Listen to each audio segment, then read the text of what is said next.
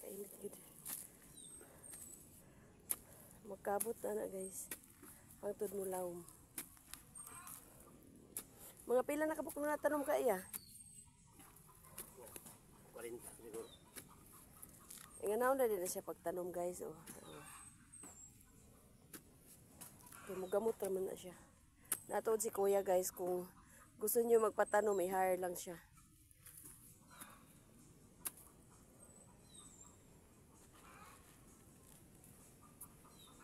Putangan na siya og abono. Dili siya lawmon kayo ya? Dili ay madaot man ang lubi. Madaot ang lubi ug tamnon lang kayo. Kinahanglan mo para gyud. Ingana na gyud siya guys kay malata kuno siya og kanang kuano. Mura simple lang kayo. Ingato lang guys, abono, yuta og kuan. So, thank you for watching. Bye-bye.